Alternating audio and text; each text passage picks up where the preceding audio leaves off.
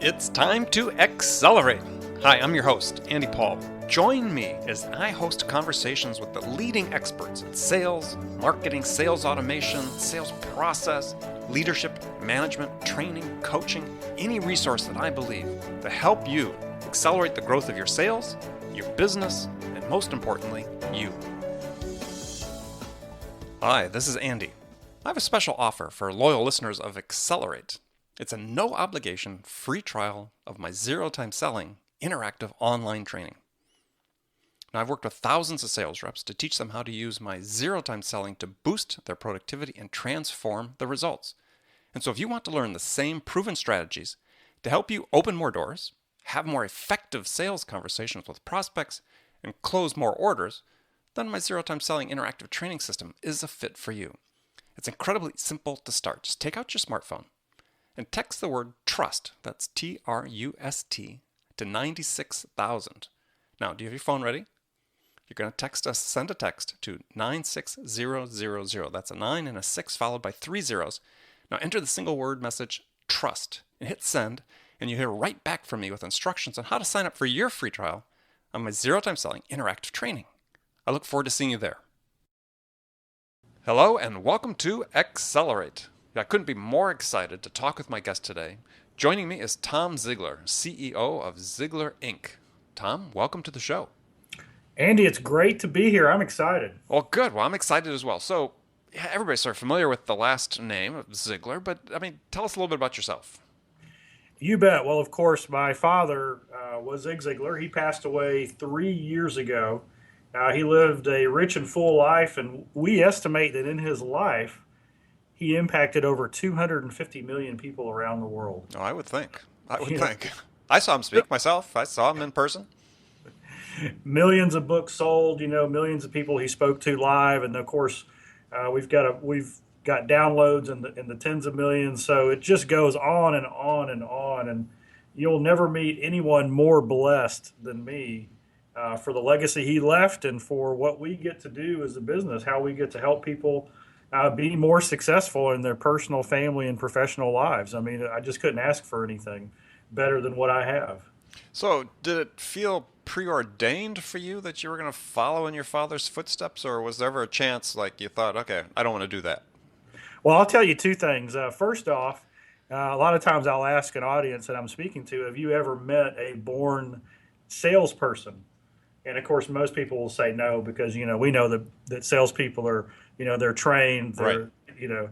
And I said, well, you've met a born salesperson now. And the reason I know that is because I was born February 1st, 1965. And on February 2nd, 1965, there was a birth announcement in the newspaper in Columbia, South Carolina that Dad put in that said John Thomas Ziglar, a salesperson or a salesman, was born February 1st.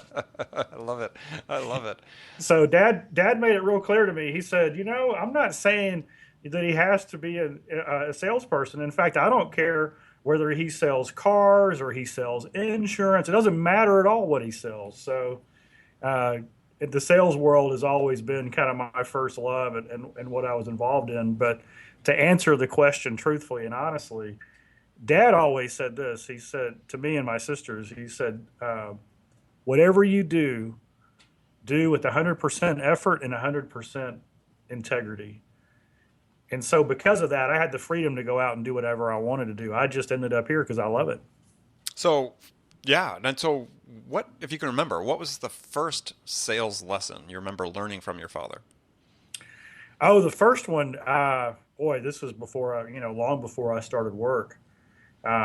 We were talking about our business, his business and everything. And he said, son, do you know what we sell? And I said, no. And he said, we sell hope.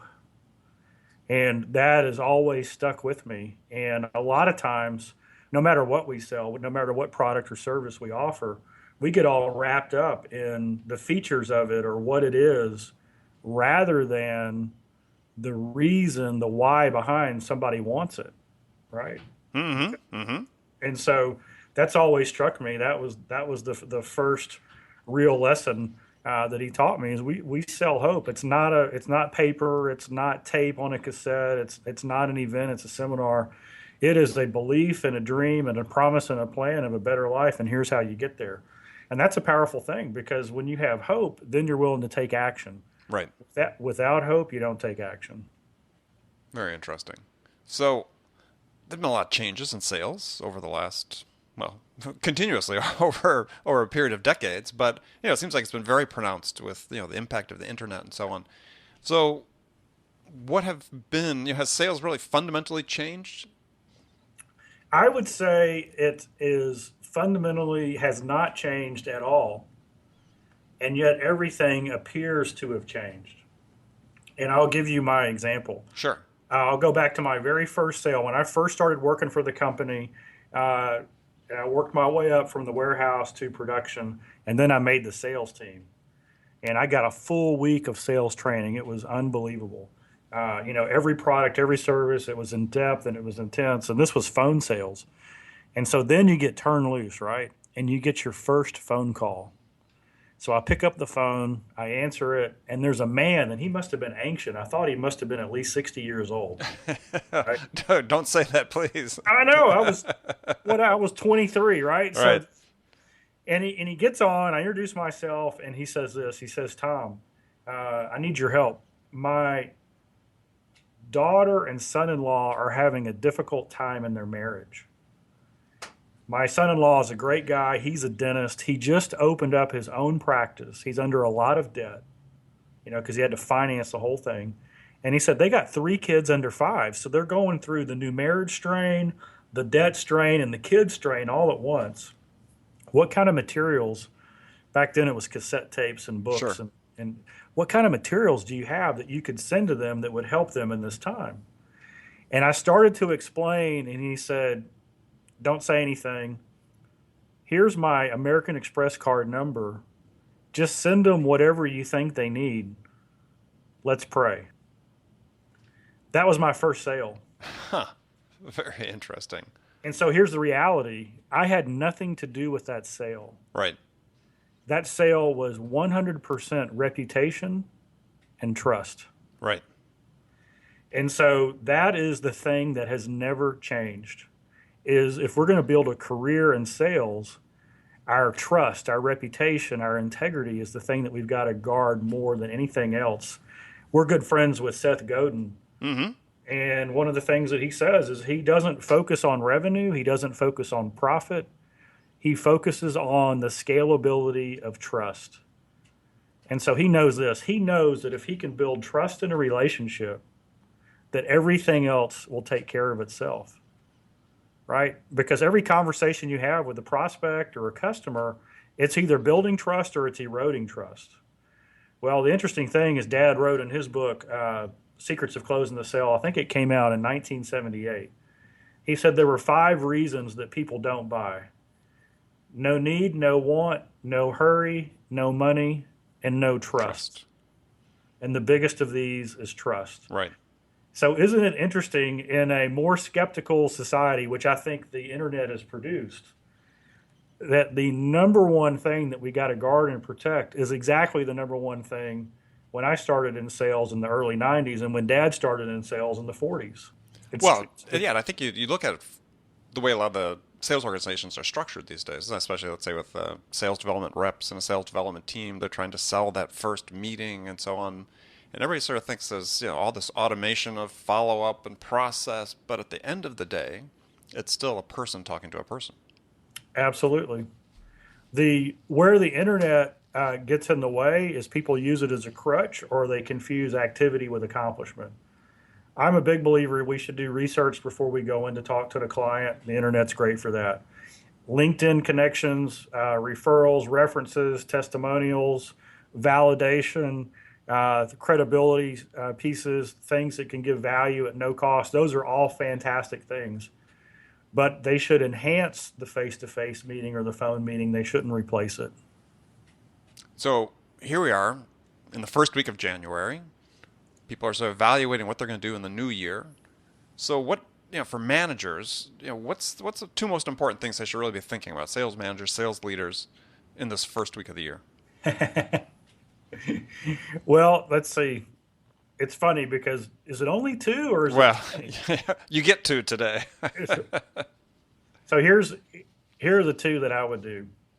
And the first thing is something that I'm working on because I go around and present. And this question was asked to me at a large event. I take questions, and this gentleman, this was in Australia. I was doing an event in Melbourne, Australia. And this gentleman asked me the question. He said, "What is the fastest way to success?" And it was a general question, but it's probably the best question I've ever heard, and I've never been asked before. I've been doing this for, I say 50 years because that's how Sure, old I am. sure. But nobody had ever asked me, "Tom, what's the fastest way to success?" And so I didn't have a pat answer. So just out of my mouth came these words: the fastest way to success is to replace a bad habit with a good habit. And you can go in every area of life, and it's true. I mean, if you drink soft drinks and you just quit drinking two soft drinks a day and you replace it with two waters a day, two glasses of water, at the end of the year, the cumulative impact is incredible. Yeah, all those calories you've saved. And so, what I would do is I would take that principle from a sales manager's perspective, and I would internally go, okay, what sales manager bad habits do I have? And you might come up with 5 or 10 or 15. Everybody's different. And start with the smallest ones and just replace that little small one with a good one. Like, for example, maybe you don't have an agenda for your sales meeting that you have every Monday morning. Do you know how much, the dynamic and improvement you can get in a meeting just by having an agenda? Oh yeah, just from the way that your sales reps perceive the value of that meeting, which is huge. So you add that habit in the first week, and then the second week you add one more habit. You just replace one bad habit with a good habit. And if you do that, the cumulative impact over the year. Dad used to say this. He said, hurricanes, tornadoes, and earthquakes, they get all the media, all the attention, but termites do more damage.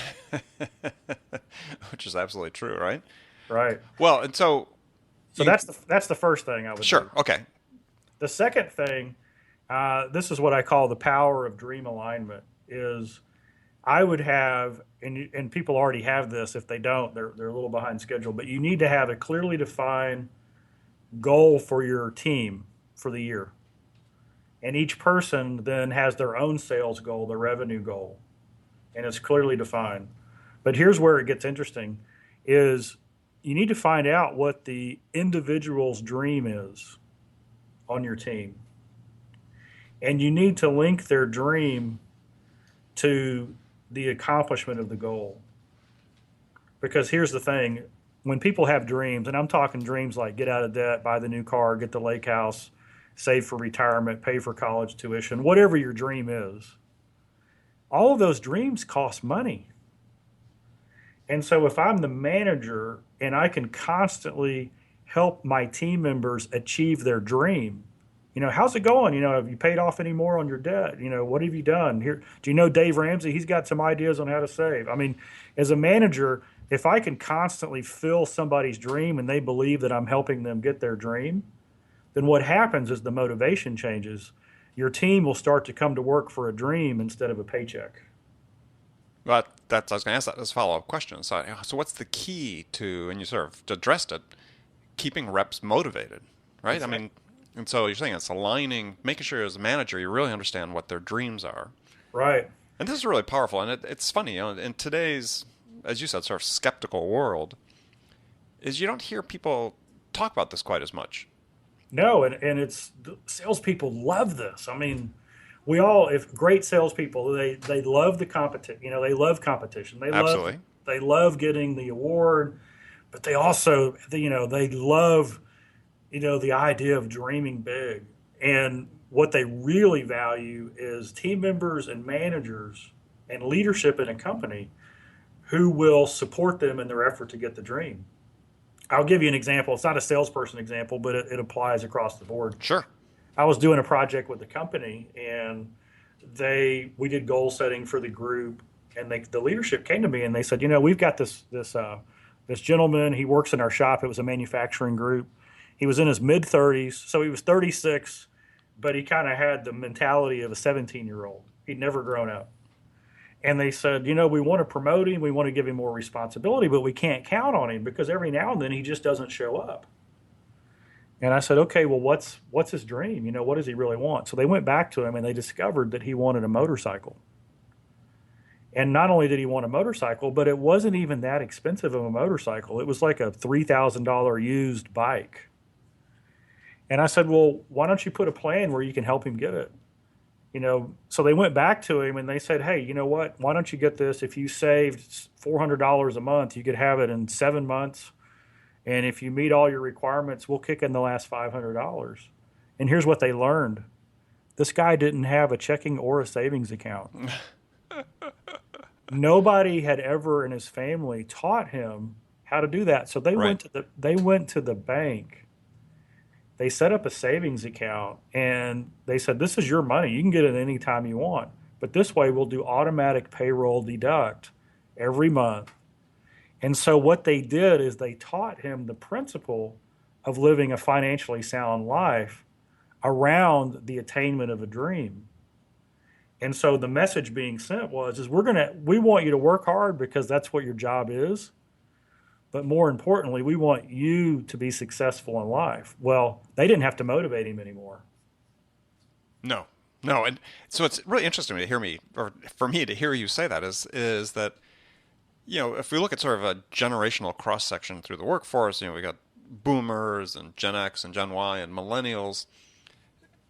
Again, as you sort of get to the younger generations, is this talk of dreams. I said you don't hear it as much, but to me it's as relevant. As much as we talk about the way you need to manage millennials, it seems like you've really boiled this down to something that's really at the core for everybody, because everybody has aspirations. Right. And they're still dreams. They're just different. It's not the big house, the big trip. It might be Friday, more free time to spend with my friends. Exactly. Right. And so, you know what? That's possible. Why don't we go ahead and hit your quota every week by Thursday at noon? And when you do that, let's make these things happen. So and it takes some work, but that's the reality of life is we trust people who take a personal interest in us for our benefit, not theirs. Yeah. Back to the old expression, we don't care what you know until we know that you care. Right. Dad had 2 quotes around that. He had his famous one, you can have everything in life you want if you'll just help enough other people get what they want. Right. I remember that one. And that's the way we run our business. And then he modified that quote you just said. He said this, people don't care how much you know until they know how much you care about them. Right. And that about them is what makes it personal. Yep.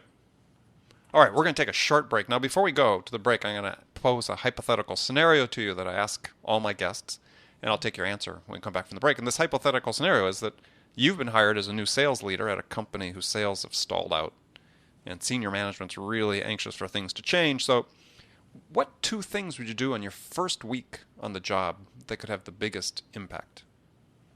So think about that, and we'll be back after the break with Tom Ziglar. Hi, this is Andy. Connect and Sell is used by sales reps at nearly 1,000 companies, including hundreds of technology startups and several Fortune 500 companies, to overcome the challenges of getting prospects on the phone. Companies using Connect and Sell grow their revenues faster by enabling their sales reps to have more sales conversations in 90 minutes than they could otherwise achieve in an entire week. Connect and Sell can be deployed directly to your sales reps, or you can take advantage of their outbound on-demand service, which delivers qualified prospect meetings scheduled directly on your sales reps' calendars. Visit connectandsell.com to learn more about how Connect and Sell can start filling your pipeline today. Welcome back. My guest today is Tom Ziglar, CEO of Ziglar Inc. So, Tom, before the break, we had talked about a scenario. You're a new sales manager, company that's sales have stalled out. First week on the job, what are the 2 things you could do that would have the biggest impact? Wow. Loaded question. It is a loaded question, isn't it? Well, I kind of answered the first one. You did. And so I'm going to say 2 things. I think we, as a manager on our first impact, we've got to lead from our strength. So I've met fantastic sales leaders who have different strengths, and my strength is relational. So the first thing that I would do for me, if I'm doing it, is I would have that in-depth session with each person one-on-one and be listening mode. And then the second is I would cast the vision for the team and then elicit the dreams of my people Mm-hmm. to connect the two. And and then we would set the standard extremely high. Here's a question for you, and maybe the answer is obvious. Maybe I'm dense today or something, but when you do the talk with your people about eliciting their dreams, do you find value doing that in a group versus an individual one-on-one setting? Both. Some people are very closed. They don't. And so sometimes when I'm with closed people or groups or whatever, I won't use the word dream over and over again. I'll say, "What's your goal?" If you could hit a goal, and it's funny because in some places you go, some people have never traveled out of the state. Right. So it's like, hey, what would be a big deal for you? Oh, if I could, we live in Texas, and they might say, if I could go spend, 2 nights in New Orleans, I've always wanted to go there and eat some good Cajun food. I'd be like, okay, let's figure that out. Research how much it costs to go do that, right? And so now I'm getting involved in their dream, and they come back and they say, hey, I can fly into New Orleans. The airfare is $297. I can take a shuttle to the airport. I only need to stay in the French Quarter. A hotel room's $199 a night. I think I could do the whole thing for $1,000. Then I'd be like, when do you want to go? Right? Because together we can figure it out. Well, you know what? I think 4 months. And I'm like, let's figure out how to get you an extra $250 a month. What does that sound like? And sales is so awesome to do that in, because how do we make that happen? Well, I saw this online, and Dad had a similar quote of this. Your input determines your outlook. Your outlook determines your output, and your output determines your outcome.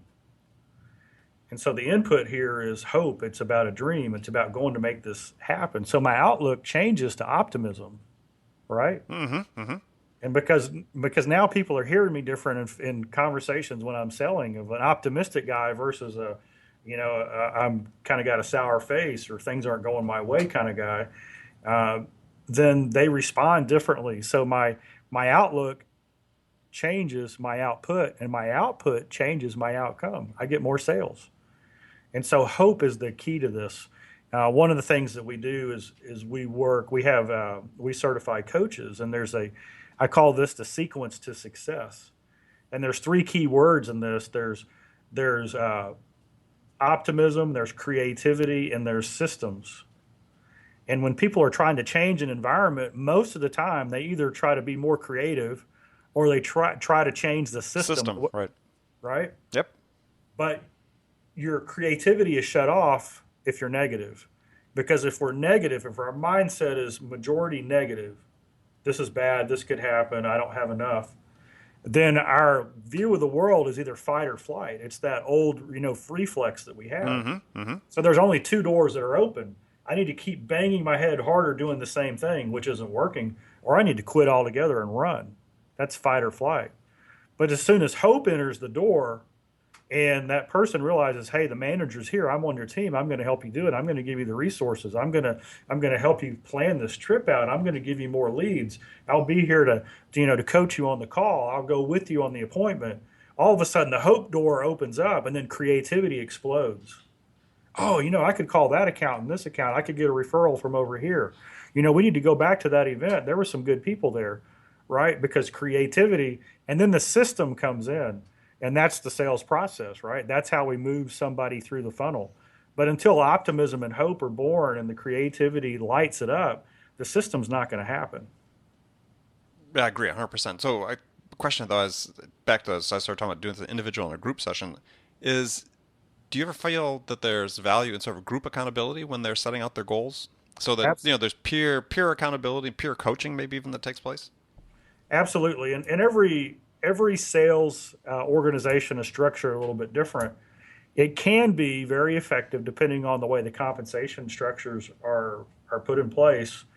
If you have a team and the team has a goal, and each member of the team has an individual goal, there is a great accountability structure to where you have weekly updates from each team member on how they're advancing on their own goal, and then have a team award of some kind. I mean, it could be ceremonial, it could be a dinner, it could be, the monetary value doesn't have to be that big. It can be if you want it to. But just the recognition's important. Just that, hey, you know what? If we hit our team goal, man, we're going to take Friday off and we're going to go golf, or we're going to go bowl, or we're going to have a party, or we're going to give everybody, $50 certificates to go eat wherever you want, that kind of a thing. And so you look around, and 3 weeks into the month, you got a couple of people who are behind on their goal.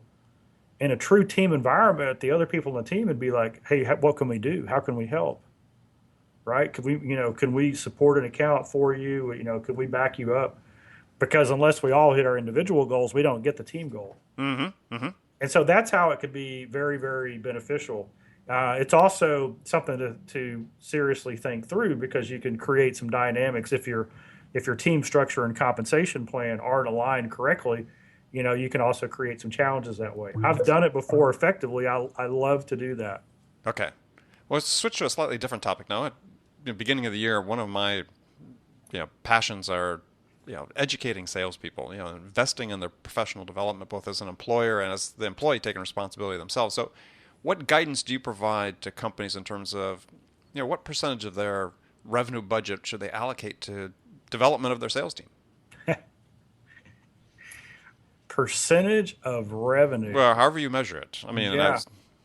I know some companies do it that way, but what do you use as a measure? I mean, what's a good benchmark for companies? Because it seems to me that's continually underinvesting in people, and that Yeah. people themselves underinvest in themselves, and we'll talk about that too. Yeah.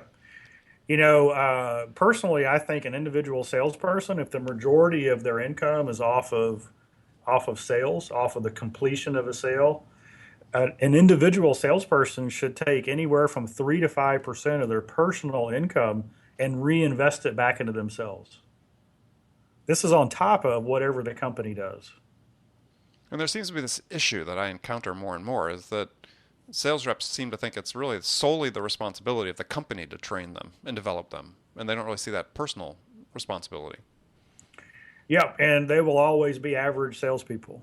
So if you look at the top performers in any industry, there are three things that I judge a top performer on, or anybody. And this is a quick scenario. If you're a sales manager, you can use this, and you can do a quick evaluation of anybody on your team. Performance is a formula. Attitude times effort times skill equals performance, right? So think about this. Your attitude times your effort times your skill equals your output. So in a normal work environment, normal people, the norm, attitude is, mainly positive. So we'll give that a 2. Effort is whatever the boss tells me to do. So we'll give that a 2. Skill, man, it's the training they provide. So we'll give that a 2. 2 times 2 times 2 equals 8. That's the output. Performance level is an 8. That's an output. And that mentality is the employee, the salesperson saying, hey, you know what? My attitude depends on the boss. My effort depends on the work they give me and the requirements they have. And the skill that I have is the training they provided. The top performers out there, they're a 3 at each level. Their attitude is up to them. They could care less if anybody else in the team is having a good day or a bad day. They're going to have a good day no matter what. They put their Zig Ziglar CD in the car on the way into work, right? They have their support group, the people who lift them up. Their effort, you know what? If everybody else is doing 10 activities a day, I'm going to do 15. What's the best in the industry doing? So they own their effort and their skill. It's great the company provides training, but there's always additional training I can go get. I can read books. I can talk to experts. I can go online with webinars, all these different things. Here's the crazy thing. 3 times 3 times 3 is 27. So when you look at the statistics and you look at the top 5% in any industry in sales, and you wonder why the top 5% out earn the average 3, 4, 5, 6, 7 times to 1, it's because they own their effort, their attitude, and their skill. They don't depend on somebody else to give it to them. Great advice. Great advice. Well, good. Well, Tom, we're going to move into the last segment of the show and transition a little bit. I've got some rapid-fire questions for you. You can give me one-word answers, or you can elaborate if you wish. So here we go. First one. What's the most powerful sales tool in your arsenal? Your integrity. Name one tool you use for sales management that you can't live without. My performance planner. Okay. Is there a specific brand name? The Ziglar Performance Planner. The Ziglar Performance Planner. Okay, excellent. And we'll give you an opportunity to tell people where to find that. So, so besides your father, or in addition to your father, who's been your sales role model? From a philosophy standpoint, he's more of a marketing guy, but it's definitely Seth Godin. Seth Godin. Excellent. Do you have one book of his in particular you recommend? Oh my gosh, I like them all. Permission Marketing, The Purple Cow, and I'm going to think of it, Tribes, and I keep thinking of, I have to look for it, it's on my desk. Anyway. All right. Those good selections. Anyway, all of them are good. Seth Godin. So, other than Seth Godin, what's one book that every salesperson should read? There's two. I'll give you two by other than Zig Ziglar books. Rabbi Daniel Lapin has written two great books. One of them is Thou Shalt Prosper, and the other is Business Secrets of the Bible. And foundationally fantastic books on how money works, the transfer of value, and how to create wealth, and why sales is such the key ingredient. Okay, perfect. So, do you have a favorite music to listen to sort of, pump yourself up for an important meeting or call? I'm not a music guy, so the answer is no. Not a music guy. Okay, good. So what's the first sales activity you do every day? The first sales activity, I do a time capsule every morning, and I plan my day. Okay. Last question for you. What's the one question you get asked most frequently by salespeople?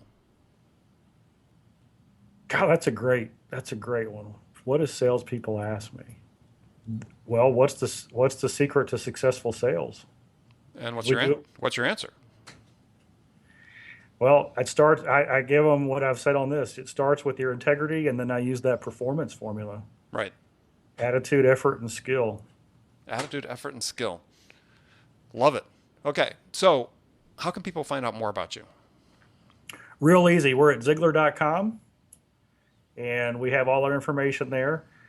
We have a fantastic Facebook page. We've got almost 4 million likes on it at the Zig Ziglar. So if you're looking for inspiration, articles, free information there. And we have a podcast called The Ziglar Show. So we're not sales specific in any of these, but we definitely support salespeople.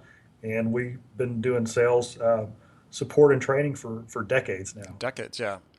And I encourage, I encourage people that have never had the opportunity to listen to Zig Ziglar or see a presentation online or read one of his books. The advice is timeless and something that everybody can put to use in their own selling. So I really encourage people to go out and take advantage of that. And Tom, I want to thank you for being on the show today. Thank you so much. And remember, friends, make it a part of your day every day to deliberately learn something new to help you accelerate your success. And subscribing to this podcast is certainly a way you can do that. Make sure you don't miss any conversations with leading business experts like our guest today, Tom Ziglar, who share their expertise about how to accelerate the growth of your business. So thanks for joining us. And until next time, this is Andy Paul. Good selling, everyone. Thanks for listening to the show. If you like what you heard and want to make sure you don't miss any upcoming episodes, please subscribe to this podcast on iTunes or Stitcher.com. For more information about today's guest, visit my website at andypaul.com.